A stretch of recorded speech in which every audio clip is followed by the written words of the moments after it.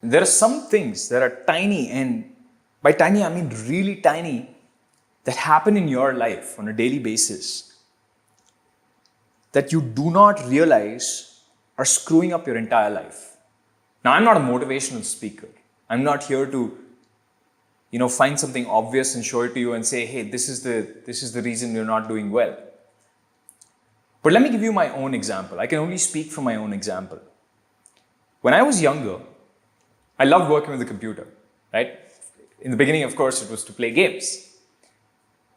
But whenever I started working on something, I'd notice a pattern. My mom or my dad or somebody in my family, my brother, would come to me and talk to me about something or the other. They'd just talk to me for 2 minutes or 5 minutes. And after that 2 or 5 minutes, they'd disappear. They'd go do their own work. And whenever I was playing, it didn't matter so much. But whenever I was working, even that 2 minute of disruption or distraction, and as soon as I finished talking to them, I turned back to my computer and just stared at the screen. I don't know what it was. I thought I was special and it only happened to me. I'm an idiot. I have low IQ, maybe. Because whenever I got distracted, I'd stare at my screen for 30 minutes.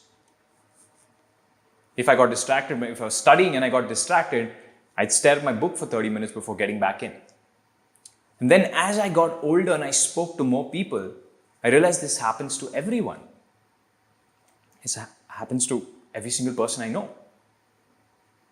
When I moved to Manipal for college and I started living in a hostel, this was my first time away from my parents, I was able to sit in a room without my parents, without having too many friends, because I wasn't such a social kid in Manipal, especially in the first year. I would just sit in my own room and get the time with my computer or my books or whatever it is, right? Books as in, I never studied so much in college in the first few years, but I'd like to read books. And I would never get distracted. And from what I've learned, if I don't get distracted for a few hours, I get in the zone. It's hard to get in the zone, but once I get in the zone, I'm in the zone. And I will spend hours and hours and hours just working on something or the other. And I credit that with most of my ability to create in my life. It's the fact that I live in an environment where I'm not easily distracted. And that's true even to today. Me and my wife also does design, right? She started a business of her own. It's the same thing with her. We sit next to each other working, but we don't say anything. It's pin drop silence for 5 or 6 hours during our peak zone. Because we know that it can distract the other person to even ask that person one question, or even as simple as, hey, how does this look? I built this. Can you see it? How does it look? Even that would throw her off for half an hour, an hour. And same with me. You might think that's so silly, but in the business world, it's called context switch. Right? Everybody, even Elon Musk, has spoken so much about context switch. Context switch is one of the biggest productivity killers on the planet. It's true for me. It's also probably true for you. It's never open season. I think my wife gets annoyed with this the most, right? Because sometimes I'll forget to tie my shoelaces. Sometimes she'll tell me, okay, can you carry this down? And I fail at that. You see, your brain only has limited capacity. There's some things my brain is optimized for, and there's some things that I just let through the cracks. I cannot do the mundane. That's the sacrifice I've made. I cannot do the mundane. Ask me to do simple stuff. Ask me to boil. I can boil water. I can probably make pancakes and stuff. But then that time it takes me to make that food, half an hour, 45 minutes, I would have lost context on what I was doing before that. That's why I have a cook. Right? So that it's not that I can't do it. It's not that I'm not independent. It's that I've been there and I know how much of a drain it is. Right? And most of your parents believe the same, right? If you asked your parents to sit at home and cook food for you, I'm talking about whoever's going to work, then they wouldn't be able to go to work. They just get replaced by somebody who doesn't have to sit at home and do that. It's the same thing. When I built Digital Maya and I was working on the facial animations and making sure that everything is perfect, I ran into one very small, silly problem. Turned out to be a bug in Unreal Engine 4.25. This was a bug, but I didn't know it was a bug. So I spent hour upon day trying to fix that. 2 weeks, I barely spoke to my wife, barely ate. I just woke up, went straight to my computer, started working. Took a break only to eat and to poop and maybe pee. And you might think, and I was saying this on some live chat, I think, somewhere, and somebody said, hey, you didn't take a shower, you must have been stinky. That's probably true. But here's the thing, when I get in the zone, I don't know, I don't care. Because your brain can only focus on one thing or the other, right? So I have actively chosen in my life to focus on one or two problems, most likely one problem at a time. Even though it look like I've worked on many things over the year, at any one given time, it's one problem. And anything that takes me longer than a few weeks, I delegate to my team members. One problem at a time, and I'm so in the zone that I forget everything else. My wife has to ask me whether I've eaten at the end of the day, because frankly, I don't many days. Sometimes when I'm going to sleep, I will be thinking about the problem that I was working on from 8 a.m. in the morning, and I wake up after going to sleep thinking about the problem from where I left off. And I know you guys face it too. You play a very intense game of PUBG or Fortnite, and you'll keep thinking about that all night. And in the morning, you're excited about it and you think about it. Same thing happens to me, but with the things I work on. A lot of people in the comments, some people in the comments will say, Varun, this is bad advice, and listen to this. This is the same reason I ask people to move out. Look, your parents love you. 99 times out of 100, your parents love you. You're in a good household. But I still recommend you move out. And a lot of people in the comments, when I said this the last time, said, what about, our sanskar and how Indians are, that's what makes Indians different from the West and whatnot. But this isn't about that. It's about, if you want to be productive, you have to create some distance when you're working on something.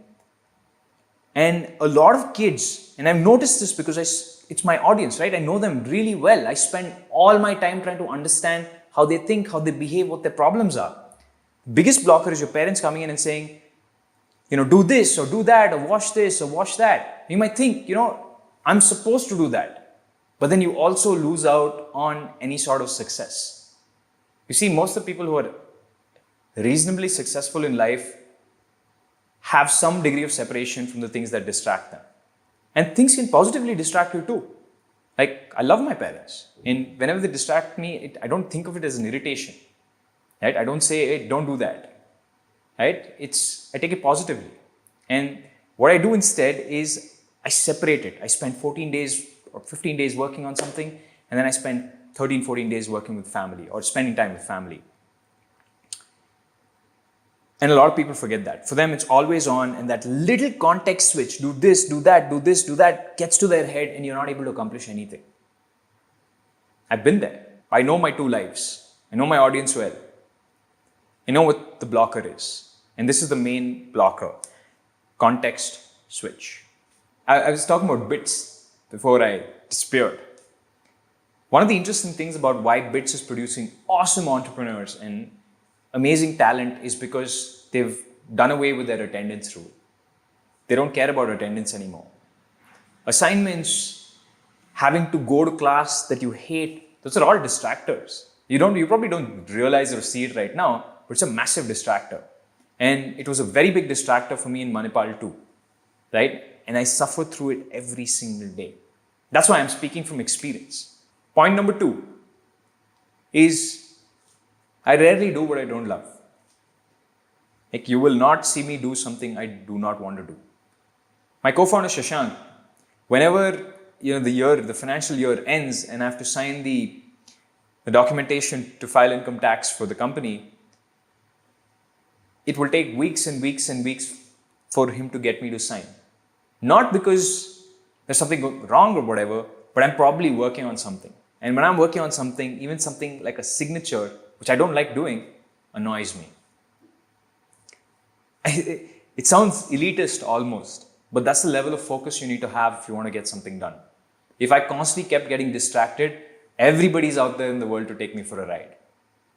Right? I put my phone on airplane mode before I get to work on something. Even my own team members, if I schedule time with them before the start of the week and say, is there anything you want to talk to me about this week with regards to this? And that's my dedicated time. I will not randomly allow you to approach me. I know some CEOs are different. Actually, all CEOs are somewhat like this. They've all become protective of their time because we live in a world today that's hyper-connected. You can get 100 calls a day if you put your number in 100 registries. You have to create that separation. And I'm in the office. Like we're doing a sprint right now. I'm in the office. And even in the office, it's all for us. It's problem solving together as a team. And then everyone goes and does their own thing, right? To execute parts of that problem. To kind of seal this off, right? Kind of finish this topic.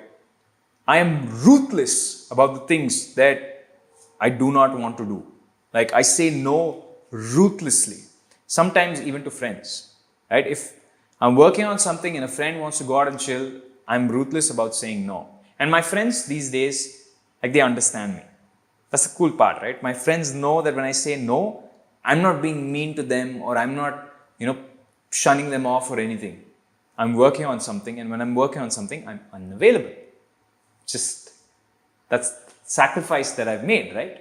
And luckily I have understanding friends because I've sat down with them and I've explained this to them and they understand. Finally, I'm outcome independent. This is true for all the projects I've worked on from day one to today.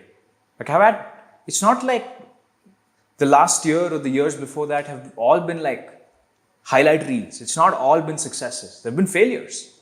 There have been projects that have failed. There have been team members that I've had to fire. There's so many things that I've done that I'm not happy with, that are not optimal. That somebody on the street looking at me like, oh, this guy's done something wrong.